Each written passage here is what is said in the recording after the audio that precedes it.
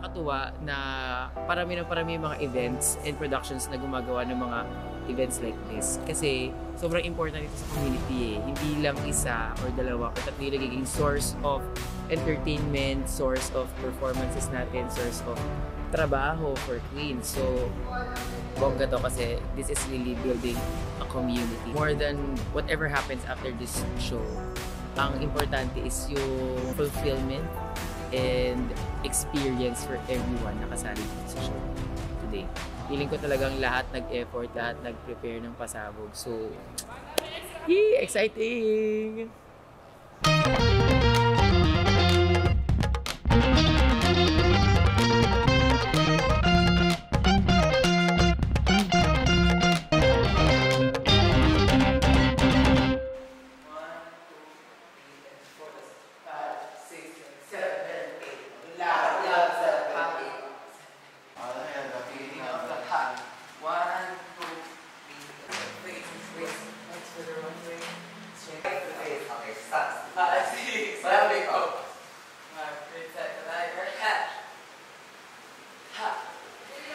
Sama na ako doon, wala na original.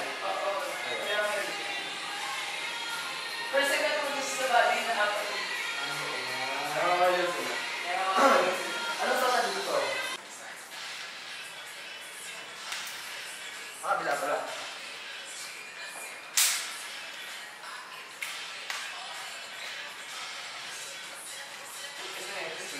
Iba yung grupo kasi ako eh.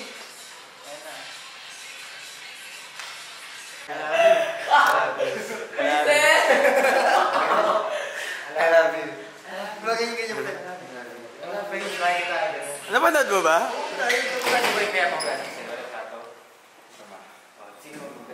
Magsabi ka na kailangan mo. Ate Simba nasa tayo ako. May kape mo? Where are we heading? Punta na kami sa...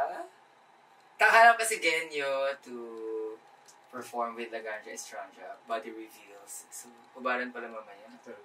Mag-tablis ka na lang kaya. Actually, di ko rin gets, but... Meron ka bang gold na pants? Bakit? Connected ba kaya niyo yun? Hindi ko po alam. Siguro, meron siyang song ni body reveal. Makasa. Ay, perform niya yung song niya. Pinasok si Laganja ka po, mga tuwad, kinausap niya kami ni Ate Zimba, ganun kalala. Pinatawag niya kami. Yun lang, tuwa siya sa akin. Sabi niya, Is it your first time seeing Laganja? yeah, this is my first time. First ko na Hopefully ba not the last. Hindi, pero kailan mo siya una nakilala? I saw Laganja. English. Dati ba po, high school pa ako, I'm a super fan of So You Think You Can Dance. At Nakita ko yan somewhere. Yes. Na-fan ka ng So You Think You Can Dance. Hindi ko alam kung... May nabasa ko doon sa ano, somewhere. nilagay ko doon sa ano. Ah, okay. Oo. Birthday show ko. Tapos high school pa ako noon, discreet. Something to siya, drag queen out. First drag queen na nag-audition sa show, proud jazz dancer. So, isa siya sa magandang inspirasyon ko. Di ko man siguro na-realize before, pero ngayon na drag queen na rin ako. Inspiration sila Ganja. Isa siya doon sa nagsabi sa akin na, shit, kaya mo maging bading, maging jazz dancer, mag-suit out, mag-wig ka ba nag-audition sa So You Think You Can Dance? Siya yung first time na nag-wig. Oh my God, nagaling! Pasabog, ayun. So, naito ko siya kahapon. Tapos parang ayaw mo pa mag-perform dito. Saan ba? Dito sa show natin tonight. Gusto ko mag-perform. Parang ano. Feeling ko I was born to do this body reveals show. Talaga siya. Are you gonna reveal your body? Sabi nyo ba ako nag-reveal na talagang... Totoo ba? Hindi ako gubad ngayon. Hindi naman, pero wala lang siyang part na mag-ubad siya. Okay. Oo nga, siguro kanta yung body Oh reveals. my God, baka ma-suppress yung mga feelings mo. Suppress nga ako eh. Yung Ako meet kasi Laganja sa O-Bar noong 2017. 2017. Or 15, 16? 15, 16. Okay. Nagpunta sila ni Alisa Edwards. Ito na yung uso na yung House of Edwards. Pero dalawa pa lang sila, wala pa si Shangela. Na sila sa ano. Sobrang galing. Pinerform niya Chandelier. Tapos nagsasabit-sabit siya din sa second floor, bumagsak siya din sa first floor, mga ganun. Wala pa si Manza nun, wala pa tayong sariling paniki. Siya pa yung parang paniki nun. Okay. Si Mansa, ano? Lumilipad talaga, tapos ang haba ng legs. Hindi rin nila Ganja.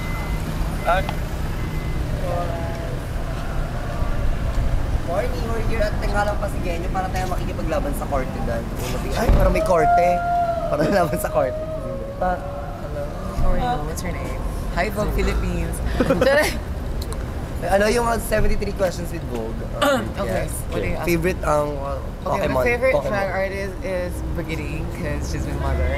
She's not just the mother, she's the brand host and the cake producer and the mother of the house of the and top 6. What did she do to your life? Over sorry. Gusto mo siya muna? Okay. Okay. What did she do to your life? My mother wake me up every morning. So kind. Love you, mother. Tanga, hindi yung nanay mo. Just taking a photo. Hi, girl.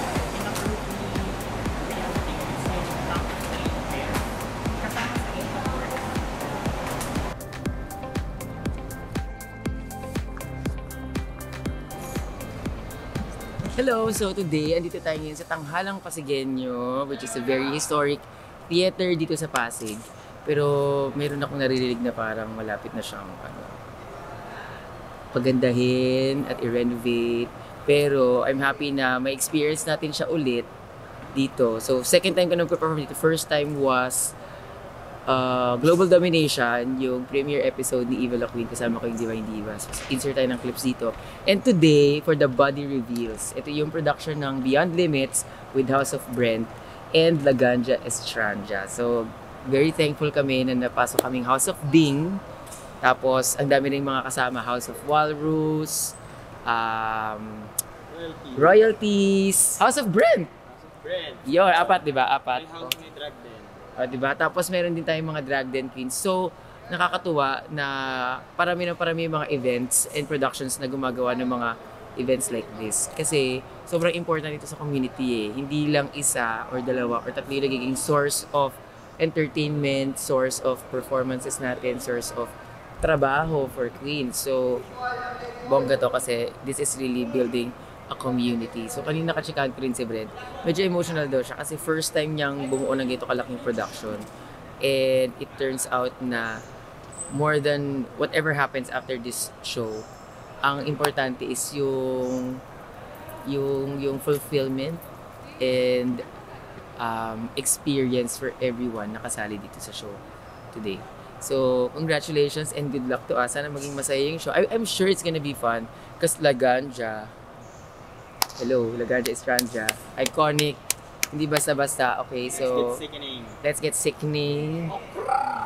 get sickening. So mamaya, sana wala namang dugong lumabas dito. Pero feeling ko, dahil medyo battle of the houses nga siya, feeling ko talagang lahat nag-effort, lahat nag-prepare ng pasabog. So, exciting! Grabe ang sipag naman sa i-anticipate na natin na mag-ano na kayo, Blacklist.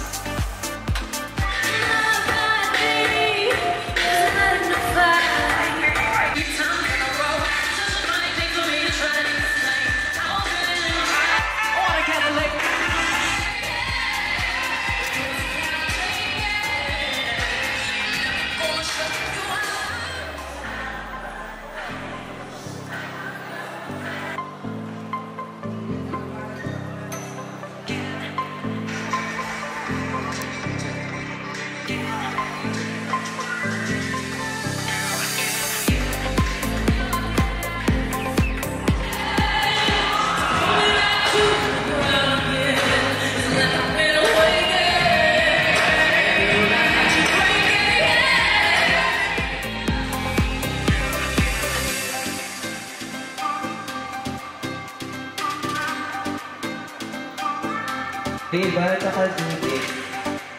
Ano nito?